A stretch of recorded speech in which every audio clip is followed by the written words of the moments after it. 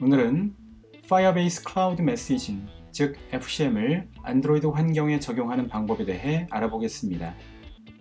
FCM은 쉽게 설명하면 앱을 설치한 사용자들에게 메시지를 전달할 수 있게 해주는 기능입니다. 먼저 Firebase 홈페이지에 접속해서 로그인한 후 메인 페이지에서 프로젝트 만들기를 선택합니다. 새로 만들 프로젝트의 이름을 입력합니다. 이때 입력창 아래에 작은 글씨로 표시되는 이름이 실제 생성되는 이름이고, 입력한 글자에 숫자가 추가되면 중복된 이름이 존재하는 것이기 때문에 다른 이름으로 생성하거나 자동 완성된 이름을 그대로 사용합니다. 구글 애널리틱스 사용 설정에 체크하고 계속 진행합니다. 애널리틱스 위치를 대한민국으로 선택하고 아래 약관을 읽어보고 프로젝트를 생성합니다.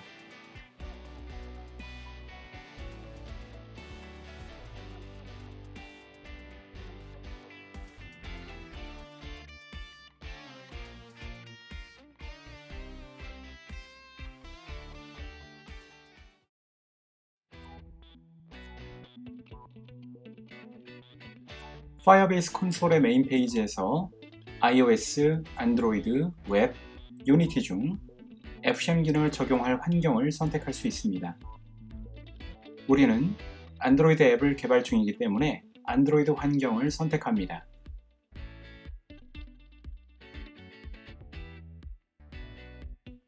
개발 중인 안드로이드 프로젝트에서 build gradle 파일에 애플리케이션 ID 항목의 값을 안드로이드 패키지 이름란에 입력합니다.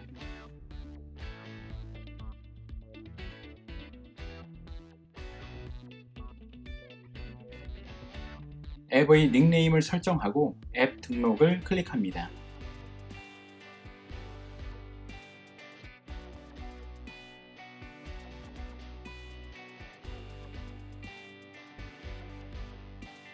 구글 서비스 JSON 파일을 내려받은 다음 안드로이드 스튜디오의 왼쪽 상단에서 프로젝트 보기로 변경하고 앱 폴더에 방금 내려받은 파일을 넣어줍니다.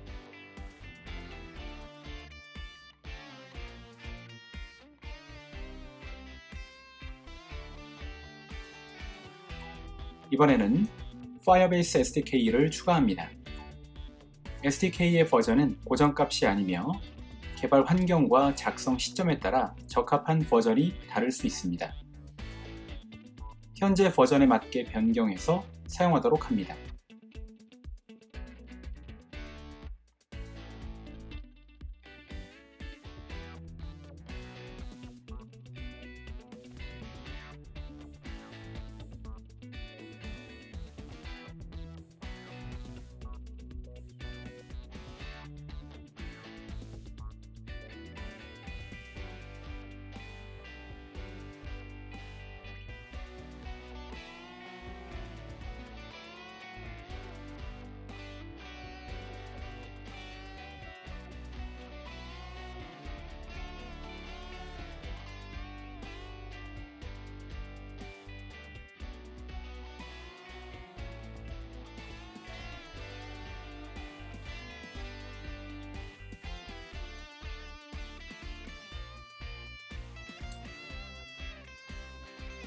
앱이 실행된 후 다음 버튼을 누르면 인증이 진행됩니다.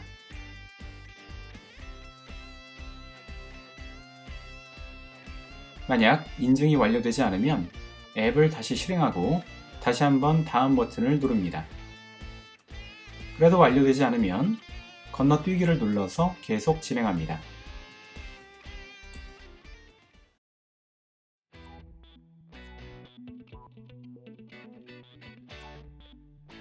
이번에는 안드로이드 스튜디오에서 FCM 기능이 동작하도록 설정해 보겠습니다.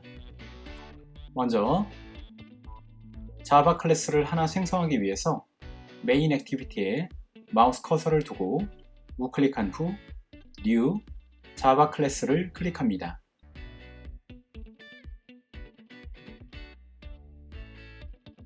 파일의 이름을 My Firebase Messaging Service로 설정하고 슈퍼 클래스를 con Google Firebase Messaging, Firebase Messaging 서비스로 입력하고 OK를 클릭합니다. 슈퍼 클래스를 지정하면 지금 생성하는 클래스에서 com Google Firebase Messaging, Firebase Messaging 서비스에 정의되어 있는 기능을 사용하겠다는 의미입니다.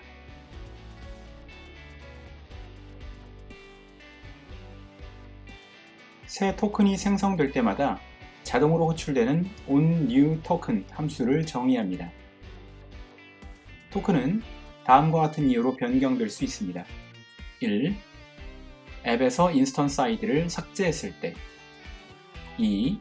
새 기기에서 앱을 복원했을 때 3. 사용자가 앱을 삭제하고 재설치했을 때 4. 사용자가 앱의 데이터를 소거했을 때 Firebase 메시징 서비스를 상속받았으므로 부모 클래스의 함수를 오버라이딩 할 수 있습니다. 따라서 Ctrl O를 눌러서 onNewToken 함수를 오버라이딩 합니다. logd 함수를 통해 디버깅 환경에서 로그 값을 확인할 수 있습니다.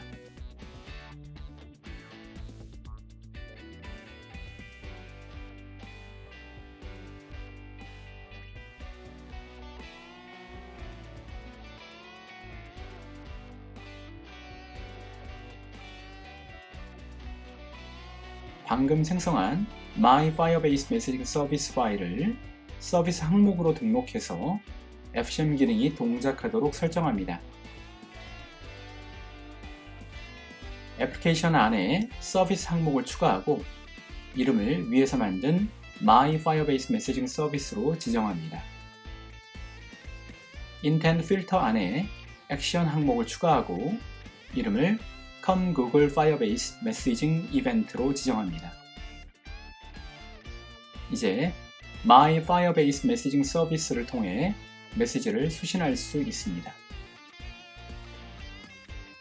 메타데이터 Notification 아이콘 항목에서는 알림 메시지의 아이콘 이미지를 변경할 수 있고 Notification Color 항목에서는 알림 메시지의 앱 이름 색상을 변경할 수 있습니다.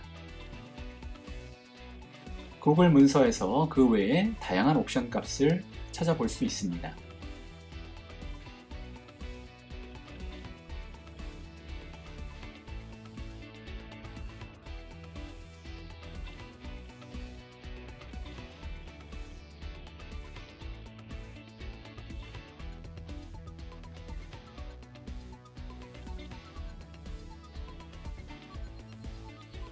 getToken 함수를 만들고 현재 사용 중인 토큰 값을 확인하기 위한 코드를 작성합니다.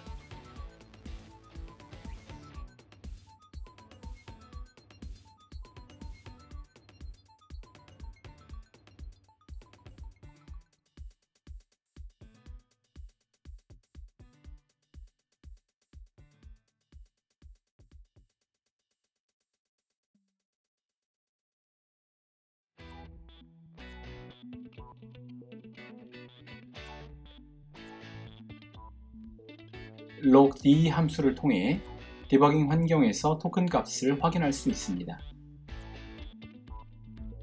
정상적인 상태가 아닐 때에도 디버깅 환경에서 확인이 가능합니다.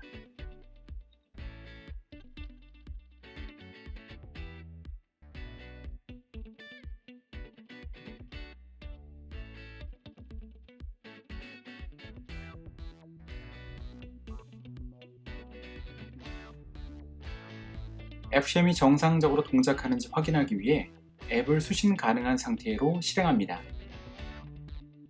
앱을 실행한 뒤 스마트폰의 홈 버튼을 눌러서 스마트폰의 메인 화면으로 이동합니다.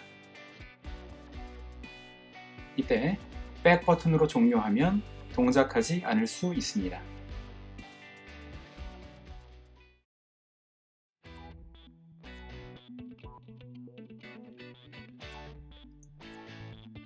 파이어베이스 콘솔로 돌아와서 생성한 안드로이드 프로젝트를 선택합니다.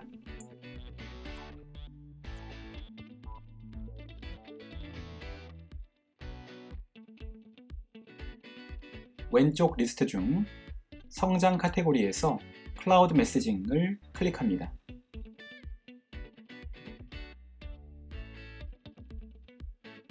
Send your first message를 클릭합니다. 알림 메시지의 제목과 내용을 입력합니다.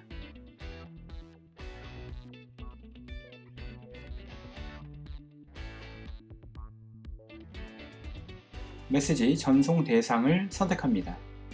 이때 이전에 만든 안드로이드 프로젝트를 선택합니다. 예약 전송도 가능하지만 여기서는 바로 전송하도록 설정합니다. 전환 이벤트는 변경하지 않고 다음으로 진행합니다. 추가로 키와 값을 짝지어서 메시지에 담아 보낼 수 있습니다. 알림의 제목과 내용 외에 추가로 전달하고 싶은 값을 넣고 안드로이드 앱에서 수신하는 코드를 작성해서 데이터를 확인할 수 있습니다. 게시 버튼을 눌러서 메시지를 전송합니다. 메시지가 전송되면 스마트폰에서 알림 메시지를 확인할 수 있습니다. 메시지가 전송된 후 전송했던 메시지의 리스트가 보여지고 동일한 메시지를 복사해서 보내거나 새 알림을 눌러서 새 메시지를 보내는 것이 가능합니다.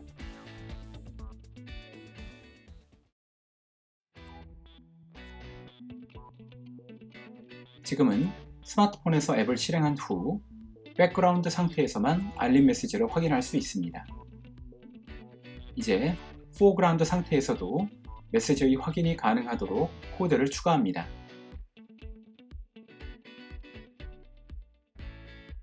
Ctrl O 키를 누르고 On Message Received 함수를 오버라이딩 합니다.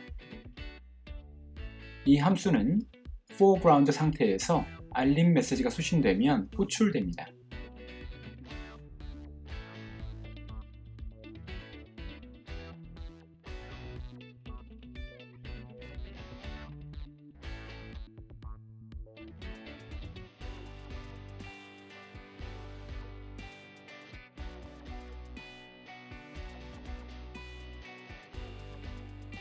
여기서는 logd 함수를 통해 디버깅 상태에서 수신된 메시지의 내용을 확인하지만 노티피케이션 메시지를 생성해서 사용자에게 노출하는 등의 다양한 방법으로 수신된 메시지를 확인할 수 있습니다. On Message Received 함수에서 Remote Message의 노티피케이션 값이 있으면 알림을 확인하도록 코드를 추가합니다. getTitle 함수로 메시지의 제목을 확인할 수 있고 getBody 함수로 메시지의 내용을 확인할 수 있습니다.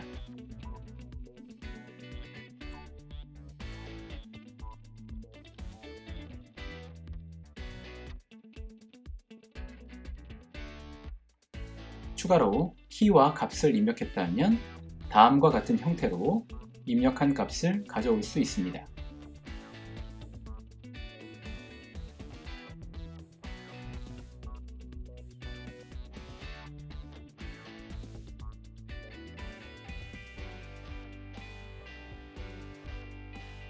현재는 백그라운드 상태에서 알림 메시지를 받은 후 알림 메시지를 탭하면 인트로 액티비티부터 새로 앱이 시작됩니다.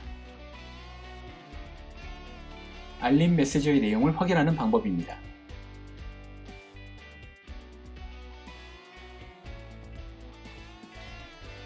알림의 내용은 인텐트 객체에 값이 담겨져 전달됩니다.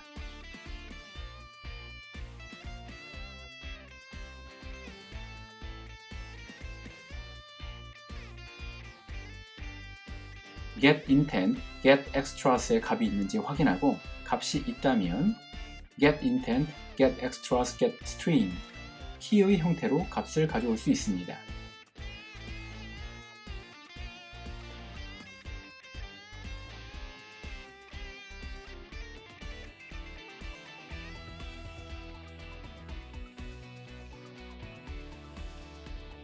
이제 사용자가 알림 메시지를 탭하면 인트로 액티비티에서 내용을 확인하고 그에 따른 처리가 가능합니다.